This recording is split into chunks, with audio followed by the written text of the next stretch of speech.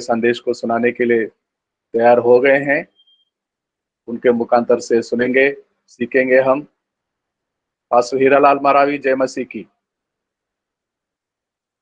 Pastor Hiralal Maravi जी। जय मसीह की सर जी, जय मसीह की। जय मसीह की, जय मसीह की। जी। कैसे हैं भाई? मैं ठीक हूँ सर जी। बारिश हो रही है? हाँ, बारिश हो रही है सर, इधर पे बारिश। कल भी बहुत बारिश हुआ, आज भी। Okay okay. लाइन में बना रही है। अब चलते हैं मदन कुमार जी के यहाँ बनारस में। संदेश सुनाने के लिए तैयार हैं मदन जी। जय मसीह की। जय मसीह सर, जय मसीह। एक बार फिर से सभी भाई बहनों को जय मसीह बोलता हूँ। प्रभु का धन्यवाद करते हैं, आज का सुंदर दिन दिया और हमें प्रचार प्रसार के लिए आगे लाया। इसके लिए मैं प्रभु को बहुत बहुत धन्यवाद करते हैं। तो सबसे पहले एक छोटा सा हम प्रार्थना करेंगे। धन्यवाद करते हैं प्रभु जी, स्वर्ग और पृथ्वी के बनाने वाले मालिक, तेरे चरणों में दीन और नम्र बन के चले आते हैं। जो भी आज मैं प्रचार करूं पिता परमेश्वर, वो मेरी ओर से नहीं, आपकी ओर से हो पिता परमेश्वर। धन्यवाद करते हैं राजा, जो भी हमें से अगर त्रुटि हो, दोष हो, उसे क्षमा करना प्रभु, क्योंकि हम सब आपके बच्चे हैं पिता परमेश्वर। हम आपसे सीखना चाहते हैं, हमें ज्ञान बुद्धि दीजिए ताकि हम आपकी बातों को समझ सकें, आपकी वचनों को अपने जीवन में उतार सकें। धन्यवाद करते हैं, सारा आदर महिमा यीशु नासरी आपको देते हैं और मधुर मीठे नाम से आशीष मांगते हैं। सुन और कबूल कर पिताजी, आमीन। आइए एक मैं स्तुति गीत गाऊंगा। मैं परमेश्वर को महिमा देंगे, क्योंकि मेरा प्रभु सबसे महान है। आप सभी लोग जानते हैं, आप सभी प्रभु के अच्छे दास हैं, इसलिए और मैं आपको क्या बता सकता हूं। तो मैं स्तुति गीत गाऊंगा, सभी लोग मेरे साथ गुनगुनाएंगे आंखें बंद करके। प्रभु आपको छुएगा और बुद्धि देगा। छू मुझे छू खुदावंद, मुझे छू मेरी जान को, मेरे रूह को, मेरे बदन को छू छू मुझे छू खुदावंद, मुझे छू मेरी जान को, मेरे रूह को, मेरे बदन को छू छू। धन्यवाद करते हैं प्रभु। इस समय मैं नहीं, आपके मुख से, मैं आपकी ज्ञान बुद्धि से मैं जो आप सिखाना चाहते हैं वही बात को मैं आज लोगों के साथ प्रस्तुत करने जा रहा हूं प्रभु। जो भी मैं भाषा का प्रयोग करूं, उससे वो सभी लोग सीख पाए, अच्छा से आपको प्रभु जी जानते हैं और भी अधिक गहराई से जान पाए। धन्यवाद करते हैं। तो आइए मैं प्रचार प्रसार का जो संदेश बताने जा रहा हूं। जीवन सभी लोग पाना चाहते हैं, जीवन सभी लोग जीना चाहते हैं, लेकिन जो मैं बताने जा रहा हूं कि अनंत जीवन कौन पा सकता है। हमें जीवन को जीना नहीं, अनंत जीवन हमको पाने की लालसा रखनी चाहिए। अनंत जीवन हम कैसे पा सकते हैं, उसको हमको प्राप्त करने के लिए अपने हृदय में जगह को बनाना है, परमेश्वर को ऊंचा स्थान देना है और परमेश्वर से हमें अनंत जीवन को प्राप्त करने के लिए जो भी हो सकता है हमें मांगना। तो इसी पे हम आज प्रकाश डालेंगे। मनुष्य इस पृथ्वी पर चाहे कितना भी धनवान हो, कितना भी योग्य हो, कितना भी प्रतिष्ठित हो और कितना भी ज्ञानवान हो, एक दिन उसे संसार से जाना ही होगा। यह सत्य है, लेकिन ये नहीं पता कि वह कहां जाएगा, उसके साथ क्या होगा, ये वह नहीं जानता है। ये पृथ्वी हवा में घूमती रहेगी, मौसम बदलते रहेंगे, लेकिन ये सब देखने के लिए शायद मैं और आप नहीं होंगे। मनुष्य का जीवन बहुत थोड़ा है, इसलिए हम और आप इस जवान प्रभु यीशु मसीह के पास जाते हैं। और जाते किस लिए हैं? इसलिए कि मैं अनंत जीवन को कैसे प्राप्त करूं, अनंत जीवन को कैसे पाऊं। तो इसके लिए मैं वचन के द्वारा देखेंगे। उत्पत्ति 17 अध्याय का पहला वचन। कोई भी मेरे भाई बहन पढ़ सकते हैं। उत्पत्ति 17 अध्याय का पहला वचन।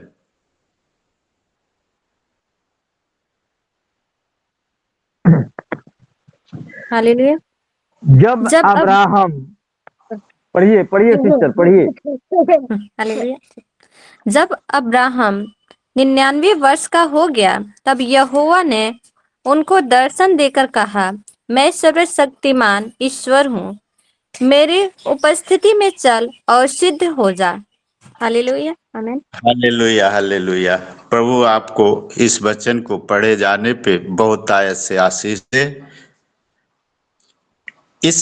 इसमें जो लिखा हुआ है कि जब अब्राहम 99 वर्ष का हो गया, तब यहोवा ने उसको दर्शन देकर कहा, क्या कहा? मैं सर्वशक्तिमान ईश्वर हूं। हम लोग भी जानते हैं,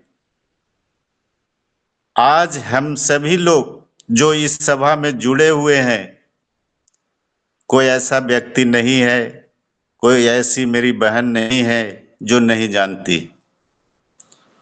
सबसे महान,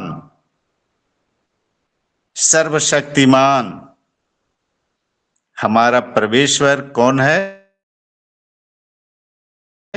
ईसा मसीह। उन्होंने कहा कि मैं सर्वशक्तिमान ईश्वर हूं, मेरी उपस्थिति में चल और सिद्ध होता जा। यहां पर इस वचन में अब्राहम को परमेश्वर ने निमंत्रण दिया। अब्राहम भी एक धनी व्यक्ति था। इसमें कुछ समानता और असमानता भी था। असमानता यह है कि अब्राहम एक बूढ़ा व्यक्ति है, लेकिन मेरा प्रभु जवान है। समानता यह है कि अब्राहम और मेरा प्रभु यीशु दोनों धनवान हैं। निमंत्रण यह है कि मेरे पीछे चलो और सिद्ध होते जाओ। जो आज प्रभु यीशु के पीछे चलेगा वो सिद्ध होता जाएगा। उसका सारा काम अपने आप बनता चला जाएगा और वो आशीष से भरता चला जाएगा।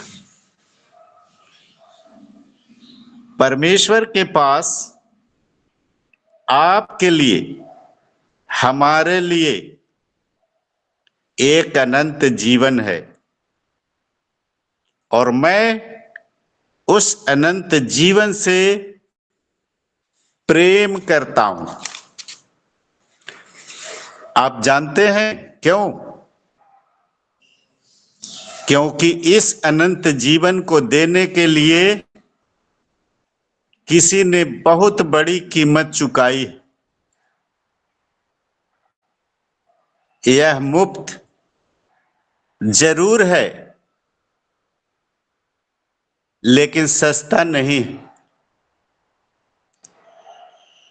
यीशु मसीह ने अपना लहू बहाकर कीमत चुकाया। हाँ, इसके लिए मैं देखेंगे एक वचन को, रोमियो 5 का 8वां वचन। रोमियो 5 का 8वां वचन। कोई भी मेरे भाई बहन पढ़े।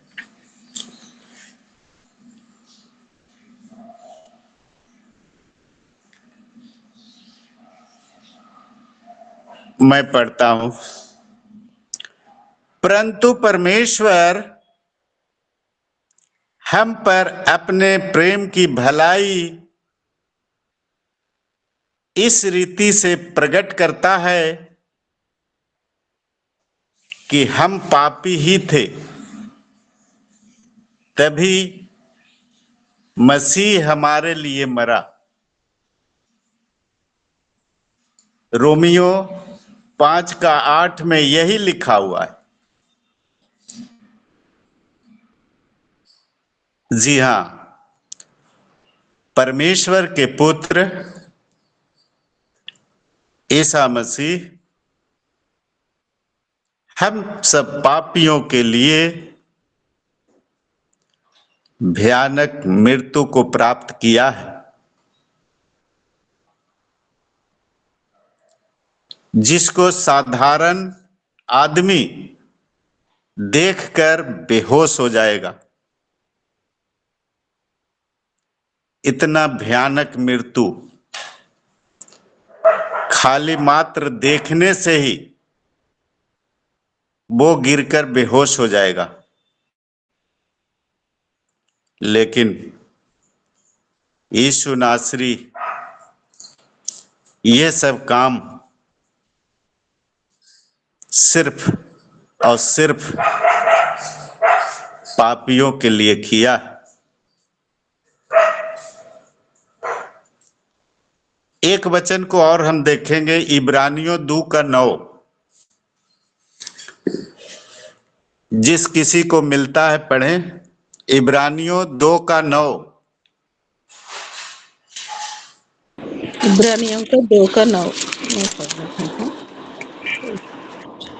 पर हम यीशु को जो स्वर्गदूतों से कुछ ही कम किया गया था, मृत्यु का दुख उठाने के कारण महिमा और आदर का मुकुट पहने हुए देखते हैं, ताकि परमेश्वर के अनुग्रह से वह हर एक मनुष्य के लिए मृत्यु का स्वाद चखे। आमीन। आमीन आमीन। परमेश्वर आपको बहुतायत से आशीष दे, पूरा आपका घराना सुखमय जीवन जिए और प्रभु में हमेशा आनंदित रहें। यहाँ पे 2:9 में लिखा है कि पर हम यीशु को जो स्वर्गदूतों से कुछ ही कम किया गया था, मृत्यु का दुख उठाने के कारण महिमा और आदर का मुकुट पहने हुए देखते हैं, ताकि परमेश्वर के अनुग्रह से वह हर एक मनुष्य के लिए मृत्यु का स्वाद चखे। आज इस धरती पे ऐसा कोई इंसान नहीं मिलेगा जो दूसरों के लिए मृत्यु का स्वाद चखे, जो दूसरों के लिए अपना जान दे सके। ऐसा कोई भी इंसान हमारे समझ से नहीं होगा। यहाँ पे परमेश्वर ये हमको और आपको यही सिखाना चाहते हैं कि कोई भी व्यक्ति मृत्यु का स्वाद चखना नहीं चाहता, लेकिन यीशु ने हमारे लिए और आपके लिए मृत्यु का स्वाद चखा है। हम इस शरीर को कितनी चिंता करते हैं, आप जानते हैं कि ये मेरा शरीर है। कितना अद्भुत है, कितना महत्वपूर्ण है। इसको हम सबसे अच्छा भोजन देते हैं, सुरक्षित रखते हैं, आराम देते हैं। आराम के लिए न जाने हम क्या क्या करते हैं। उदाहरण के तौर पे हम माइकल जैक्सन को लेते हैं, जो अपने शरीर के देखभाल के लिए 12 डॉक्टरों की सहायता प्रतिदिन वो लेता था। एक डॉक्टर नहीं, 12 डॉक्टर से प्रतिदिन वो जांच करवाता था कि मेरे शरीर में किसी चीज की कमी तो नहीं हो रही है। हमें क्या खाना है वो डॉक्टर बताता था कि आपको ये खाना है, वही चीज वो खाता था। ये नहीं खाना है, नहीं खाता था। यानी उसका जीवन की, उसका प्राण की रक्षा डॉक्टर करता था। लेकिन वो ये भूल गया कि ये मेरा शरीर, चाहे इसको किसी बंद पिंजड़े में रख लो, ये रहने वाला नहीं। ये शरीर नाशवान है। वो भूल गया था। जो इतना सुरक्षा संरक्षा में वो अपने आप को किया,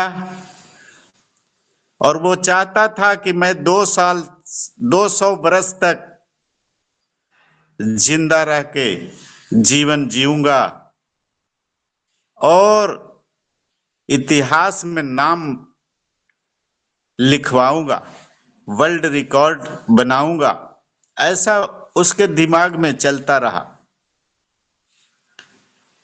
लेकिन हार्ट अटैक आने की वजह से भरी जवानी में ही मर गया।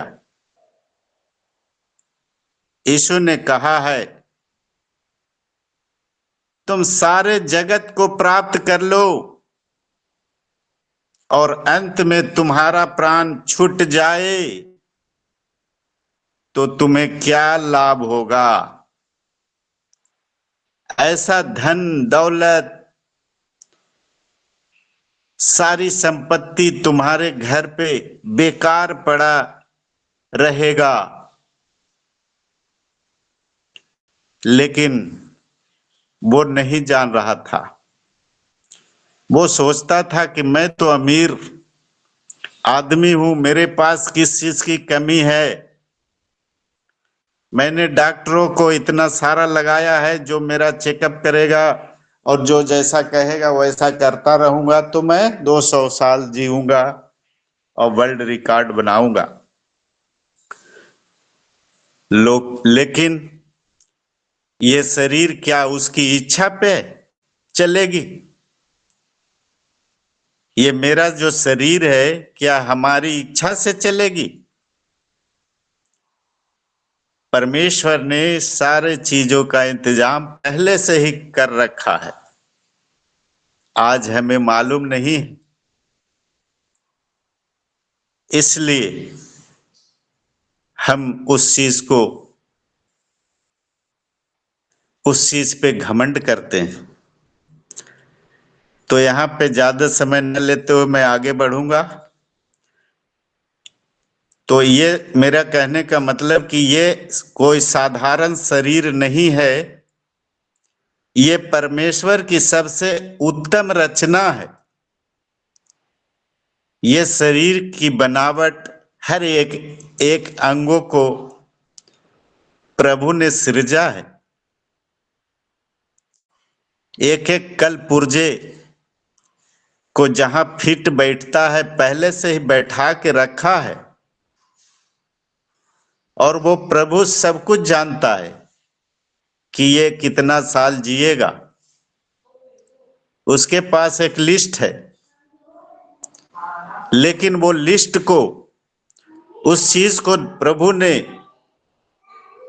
नहीं बताया है। इसलिए आदमी आज घमंड करता है। और जिस दिन प्रभु पहले बता देता तो आदमी कोई आज इस धरती पे दिखाई नहीं देता। वो घुट घुट कर जीता और जीवन का आनंद नहीं ले पाता। इसलिए प्रभु ने उस चीज को नहीं बताया है। ये बहुत बड़ी रहस्य है। इसके अंदर परमेश्वर ने, इस शरीर के अंदर परमेश्वर ने अपनी आत्मा उंडेला है। हमें परमेश्वर ने सदा के लिए सिरजे हैं। इसलिए मैं प्रभु को धन्यवाद देता हूं। हम प्रभु को धन्यवाद करते हैं और हमेशा करते रहेंगे। आज ही नहीं, आज तो मैं धन्यवाद परमेश्वर को कर रहा हूं, कल भी करूंगा और हमेशा हमेशा जब तक ये जीवन रहेगा तब तक मैं धन्यवाद करता रहूंगा। प्रभु को धन्यवाद करते हैं और इस सभा को मैं यहीं पे आज विराम देता हूं और आगे का कार्यक्रम के लिए मैं धनराज सर जी को सौंपता हूं कि वो कार्यक्रम को आगे बढ़ाएं। धन्यवाद। जय मसीह। जय मसीह की बहुत बहुत धन्यवाद मदन कुमार जी आपको। साजन कौशिक जी, जय मसीह की। आप प्रार्थना करेंगे। Koshi ji. Yes, praise the lord. जय मसीह की। Good morning to all. हाँ जी, आप इतना कीजिए। धन्यवाद, धन्यवाद, धन्यवाद प्रभु। वचन की गूढ़ बातों को मदद जी ने प्रस्तुत किया, समझाया, चिताया, बताया, और उन्होंने कई बार इस बात को रखा, भाई या बहन, भाई या बहन, हम उच्च बात को जो प्रभु इब्राहिम को ठहरा कर रखा था, वो दिया, देने के लिए सिद्ध बनाया, तत्पर बनाया, मूल पिता का आदेश दिया, पूरे दुनिया का वो मूल पिता बना। विश्वास की, धार्मिकता की दहलीज पर वो परखा जाने के बाद 99 साल की उम्र में, जबकि यीशु मसीह 33.5 साल ही जिया। तो बिल्कुल मदन बाबू ने उस बात को सही चित्रांकित किया। समानता क्या थी, असमानता क्या थी। समानता ये थी कि यीशु मसीह से 3 गुना कम से कम वो उम्रदार व्यक्ति था, तब उसको वो अधिकार दिया, तब आगे की बातें उसके जीवन में आने के लिए प्रकटीकरण में आई। काश हम इन बातों को समझ पाते, क्योंकि वो मूल पिता था, क्योंकि वो बहुत धनाढ्य था।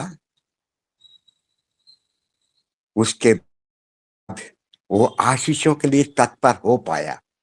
अगर वो ऐसा नहीं करता तो क्या आज मूल पिता रहता? हम अपने आप से पूछें, हम कितने % में हैं? इस बात का चित्रांकन जी ने किया। दोनों धनाढ्य थे, यीशु मसीह भी धनाढ्य था, क्योंकि सब कुछ तो उसी का है, सब कुछ तो उसके द्वारा निर्मित है। उत्पत्ति से उन्होंने निकाल के दिखाया, उत्पत्ति 17 से समझाया। धन्यवाद प्रभु। मतलब हम संसार के शुरू से यीशु मसीह के नहीं रहने से हम उन बातों को जान पाए। यस, क्या 17वें अध्याय में यीशु मसीह थे? परमेश्वर का पुत्र को प्रकटीकरण कब हुआ, कितने साल बाद हुआ, और ये वचन कब लिखा गया? किसी भविष्यवक्ता के द्वारा, वो अगुवाई देकर प्रेरिताई के द्वारा लिखा गया। काश हम इन बातों को समझ पाते। जानने का अवसर है, अपने आप को समझने का अवसर है। यदि सलोमन की स्थिति, जिसको कि आशीष देकर नवाजा था प्रभु ने, उसके बाद क्या स्थिति थी, कहाँ उनकी स्थिति है? वो उसके बराबर आशीष हम कोई लेने के अधिकारी नहीं है। काश इस बात को हम जान पाए। अय्यूब का दुखद जीवन पूरा शुरू से आखिरी तक दुखी दुख है, दुखी दुख है, दुखी दुख। यूसुफ का भाइयों के बीच में क्या स्थिति हुई हम सब जानते हैं। कपड़े फाड़ने की स्थिति रूबेन के द्वारा, और उसको मार डालने के लिए गड्ढे में डालने की स्थिति। वो भी कैसा गड्ढा? बिना पानी का कुआं, बिना पानी का गड्ढा। जरा सोचे, जरा आंकें, हम जान पाए इन महत्वपूर्ण बातों को। धन्यवाद प्रभु। हम कई बार मदन जी ने इस बात को ही बोला, भाई बहन हम सब जानते हैं, सब पढ़े लिखे हैं, सब पास्टर्स हैं, पर हम कितने % में हैं, कितनी प्रभुता में हैं? अगर स्वर्ग की सीढ़ी 100 सीढ़ी है, हम कितने सीढ़ी पर विराजमान हैं? क्या हम 99 में पहुंच गए, या हम पहुंचने की ओर हैं, या हम 10-11 में हैं? क्या हमने पहली सीढ़ी भी चढ़ी? हर बात का द्योतक हमें बना है, और कई एक उदाहरण, कई एक दृष्टांत वचन में हमें समझाया है। चाहे वो तोड़ों का दृष्टांत हो, चाहे कुमारियों का दृष्टांत हो, 2 चक्की पीसने वालों का दृष्टांत हो, हर एक बात से महत्व आपको मिलना है प्रभु। कौन 5 में से 10 कमाया, कौन 1 गाड़ दिया, इन सब बातों का चित्रांकन हम वचन के द्वारा पढ़ते, समझते, जानते, समझते और समझाते भी हैं। काश उसका निर्धारण जो सर्वशक्तिमान ऊपर विराजमान है हमसे भी ऐसी ही आशीष रखता है और चाहता है कि हम भी उसी प्रभुता को लेकर आगे बढ़ पाएं, पवित्रीकरण के जीवन को ढाल पाएं। कई एक उदाहरण हम इफिसियों में, कुलुसियों में, रोमियो में, कुरिन्थियों में हम सब पढ़ते हैं और पढ़ पढ़कर हम जीवन से आगे बढ़ते जा रहे हैं। पर ये दौड़ हमारी कब पूरी होगी? और हमारा शुरुआत इब्राहिम के तरीके से, इब्राहिम के समान 99 वर्ष में क्या शुरुआत होगी? जरा अपने आप से इस बात का क्वेश्चन करें, सोच पाएं, क्या 99 वर्ष हम जिएंगे? और अगर जिएंगे तो हमारा उद्घाटन, हमारा उत्पत्ति, हमारा उद्भव, हमारा इंस्टॉलेशन उसी समय पर होगा? धन्यवाद प्रभु। आदर महिमा आपको देते पिता परमेश्वर, हम समझ पाए, जान पाए और एक सच्चे सेवक की सेवकाई कैसे, कब, कहां पूरी होगी, इसके लिए निरंतर खोजबीन करते रहें। ये जो पवित्र वचन है, इन बातों में बड़ी क्रियात्मकता के साथ, बड़ी सहनशीलता के साथ, बड़े विश्वास के साथ, बड़ी पवित्रता के साथ, बड़ी दीनता और उदारता के साथ होना अत्यंत आवश्यक है। वरना हम इन बातों से, मतलब आत्मा के फलों से हम लाभान्वित नहीं हो पाएंगे। होने दे प्रभु आशा, विश्वास और प्रेम का परिचायक बनाकर इन 9 फलों को जो गलतियों 5 में हमें चित्रांकित किया है, समझाया है, लेने पाए। क्योंकि शरीर की जो अभिलाषा है वो 9 नहीं है, ऐसे ऐसे बहुत से हैं और फल केवल 9 हैं। क्या इनको हम अपने शरीर में, अपने जीवन में लाद सकते हैं? जरा सोचे, समझे और अगर नहीं तो पढ़कर वो आमंत्रण लें प्रभु से, जो हमें देने के लिए मुफ्त में तैयार बैठा। धन्यवाद प्रभु। आइए हम प्रार्थना के लिए अपनी तैयारी दें। धन्यवाद, धन्यवाद, धन्यवाद प्रभु। सुंदर वचन के लिए धन्यवाद, इस प्लेटफॉर्म के लिए धन्यवाद, योग्य पवित्र दासों के लिए धन्यवाद। आदर और महिमा में बढ़ने का अवसर दीजिए प्रभु। आदर महिमा आपको देते प्रभु। निरंतर हम प्रभु की सामीप्यता में अपने आप को तत्पर और सिद्ध बनाने की ओर उस दौड़ का प्रतीकात्मक स्थिति बन पाए। धन्यवाद प्रभु। आदर महिमा आपको देते हुए प्रार्थना को प्यारे प्रभु यीशु मसीह के नाम से मांगते, आमीन, आमीन, आमीन, आमीन। बहुत बहुत धन्यवाद साजन कोशिश जी आपको। आइए अब ज्योति हरी, आप वोट ऑफ थैंक्स सुनाइए। ज्योति हरी। जी मैम, सभी को जय मसीह। धन्यवाद देते हैं प्रार्थना के लिए विश्वनाथ प्रसाद सर को और सुंदर से भजन के लिए धन्यवाद देते हैं अनीता मैम को। धन्यवाद देते हैं वचनों को पढ़े जाने के लिए हिमसी मैम को, कुसुम मैम को, अनीता मैम को और संगीता मैम को। और धन्यवाद देते हैं आशीष वचनों को पढ़े जाने के लिए मुझसे जयवीर सर को। और सुंदर से प्रचार के लिए धन्यवाद देते हैं मदन कुमार सर को। और आखिरी प्रार्थना के लिए धन्यवाद देते हैं साजन कोशी सर को और धनराज सर, उनकी पूरी टीम को। धन्यवाद। जय मसीह। धन्यवाद आपको भी, बहुत बहुत धन्यवाद ज्योति हरी। आइए अब आशीषों को लेंगे। मदन कुमार जी, आप आशीषों को सुनाने से आज का हिंदी सेशन हम यहीं पर समाप्त कर सकेंगे। जी मैम, जी मैम। ईसा मसीह का प्यार, दया और करुणा, पिता परमेश्वर का अनुग्रह और सामर्थ, पवित्र आत्मा की संगति एवं सहभागिता सभी भाइयों एवं बहनों के ऊपर लुकिंग इनटू जीसस के परिवारों के ऊपर हमेशा हमेशा के लिए बना आमीन। रहे। आमीन आमीन आमीन। आमीन। आमेन आमेन। सबको बहुत बहुत धन्यवाद, सबको धन्यवाद, सबको जय मसीह। धन्यवाद धन्यवाद। जय मसीह की, जय मसीह, जय मसीह, जय मसीह, जय मसीह, जय मसीह, जय मसीह जय मसीह। जय मसीह, जय मसीह सभी को।